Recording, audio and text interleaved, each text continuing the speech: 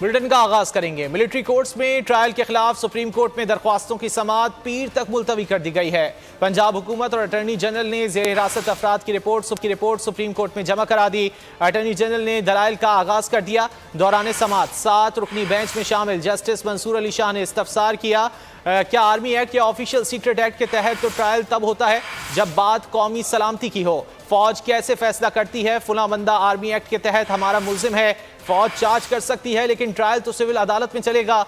Chief justice ने remarks में कहा, मौजूदा केस में कोई और मामला नहीं उठाना चाहते। सहाफियों और वकला का अपना प्रोफेशनल काम है। अहमद हुसैन ने भी अभी कहा है कि बोल के लब आज़ाद हैं तेरे। अटॉर्नी जनरल ने दलाइल में कहा, इस्लामाबाद पुलिस की तहवील में कोई शख्स गिरफ्तार नहीं है। पेशावर में 4 लोग जेर हिरासत हैं। पंजाब में MPO के तहत 21 अफराद गिरफ्तार हैं।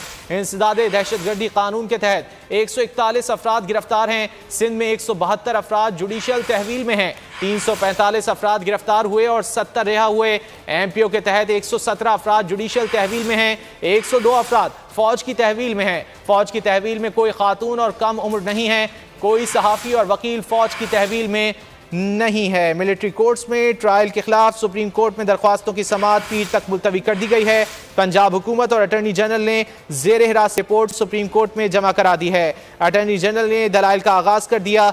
दौरान समाअत 7 रुकनी बेंच में शामिल जस्टिस मंसूर अली शाह ने इस्तफसार किया, आर्मी एक्ट या ऑफिशियल सीक्रेट एक्ट के तहत तो ट्रायल तब होता है जब बात कौमी सलामती की हो। फौज कैसे फैसला करती है फुला बंदा आर्मी एक्ट के तहत हमारा मुल्जिम है। फौज चार्ज कर सकती है लेकिन ट्रायल तो सिविल अदालत में चलेगा। चीफ जस्टिस ने रिमार्क्स में कहा, मौजूदा केस में कोई और मामला नहीं उठाना चाहते। सहाफियों और वकला का अपना प्रोफेशनल काम है। अहमद हुसैन ने भी अभी कहा है कि बोल के लब आज़ाद हैं तेरे। अटॉर्नी जनरल ने दलाइल में कहा, इस्लामाबाद पुलिस की तहवील में कोई शख्स गिरफ्तार नहीं है। इसी हवाले से बात कर लेते हैं नुमाइंदे खुसूसी इमरान वसीम से। इमरान, बताइए क्या तफसीलात हैं आज की समाअत की।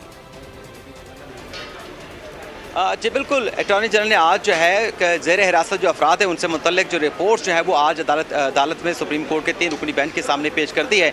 एक तो ये बताया गया है कि मुल्क भर से 102 अफराद को जो है मिलिट्री अथॉरिटी की कस्टडी में दिया गया, जिसमें अटॉर्नी जनरल ने वाज़ेह तौर पर कहा कि हुकूमत की पॉलिसी है कि किसी भी खातून या किसी भी बच्चे को मिलिट्री अथॉरिटी के हवाले नहीं किया जाएगा। और साथ में अटॉर्नी जनरल ने अदालत से ये भी बताया कि इस बात को इंश्योर किया जाएगा एक बच्चे के हवाले से ये शक व शुबा है कि वो अडल्ट है लेकिन उसका टेस्ट करवाया जा रहा है और वो 102 के नंबर में शामिल है। अगर वो बच्चा हुआ तो इसको वापस कर दिया जाएगा, तो फिर मिलिट्री अथॉरिटी के पास जो नंबर है वो 102 से कम होकर 101 हो जाएगा। लेकिन एक शख्स जिसे मिलिट्री अथॉरिटी में दिया गया उस पर ये शुबा किया जा रहा है कि वो बच्चे की कस्टडी में आता है, वो अडल्ट की कस्टडी में नहीं आता, उसका चेक करवाया जा रहा है। इसके अलावा सिंध से मुतल्लिक उन्होंने रिपोर्ट पेश की कि वहाँ पर 345 अफराद को हिरासत में लिया गया था। 70 अफराद जो है वो डिस्चार्ज हो चुके हैं और पुलिस की हिरासत में कोई नहीं है। जुडिशल कस्टडी में 172 अफराद मौजूद हैं। इसी तरीके से अटॉर्नी जनरल ने पंजाब के हवाले से रिपोर्ट अदालत में पेश की गई कि पंजाब में तकरीबन 39 जो खवातीन हैं वो हिरासत में हैं, 42 जो खवातीन हैं वो डिस्चार्ज हो चुकी हैं। कोई बच्चा जो है वो पंजाब हुकूमत के जो है वो कस्टडी में ज़ेर हिरासत नहीं है। इसके अलावा अदालत ने चीफ जस्टिस उमर बंदियाल साहब ने इस बात का इंदिया दिया है कि मंगल तक ये जो मुकदमा है इसका कोई ना कोई नतीजा कोशिश है कि निकाल लें, क्योंकि पहले हमारे पास चीफ जस्टिस ने कहा कि बुध तक का वक्त था, क्योंकि अब एक और छुट्टी जो है वो ईद उल अज़हा की छुट्टियों में बढ़ा दी गई है। हमारे पास 30 दिन थे लेकिन अब नई छुट्टी ऐड होने के बाद हमारे पास पीर और मंगल का दिन है। पीर को 9:30 बजे तक इस केस की समाअत को मुलतवी किया गया और साथ में वफाकी हुकूमत को चीफ जस्टिस पाकिस्तान उमर बंदियाल साहब ने कहा है कि सहाफ़ियों को और जो जर्नलिस्ट हैं उन्हें हरासा ना किया जाए। ये प्रोफेशनल लोग होते हैं, माशरे में इनका बड़ा किरदार होता है, इन्हें किसी भी तरह से इनकी हरासमेंट नहीं होनी चाहिए।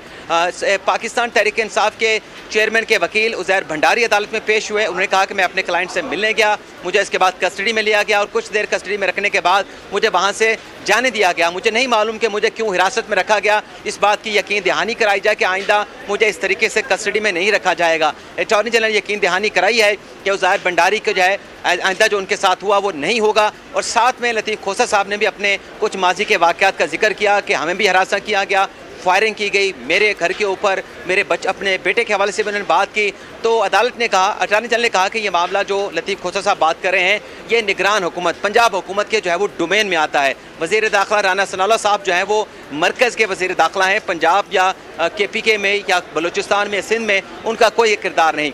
लेकिन चीफ जस्टिस ने ज़रूर कहा अटॉर्नी जनरल से कि हम कोई जुडिशल ऑर्डर पास नहीं कर रहे, लेकिन साफ़ियों को और वकला को हरासा ना किया जाए। मेरा ताल्लुक भी वकला कम्यूनिटी के साथ है और वकला को अगर हरासा किया जाएगा तो फिर जो इंसाफ की फराहमी का अमल है वो मुतासिर होगा। जी, समाअत पीर तक के लिए मुलतवी कर दी गई है। इमरान, आपने सवाल से अपडेट किया, आपका शुक्रिया। मिलिट्री कोर्ट्स में ट्रायल के खिलाफ सुप्रीम कोर्ट में जो समाअत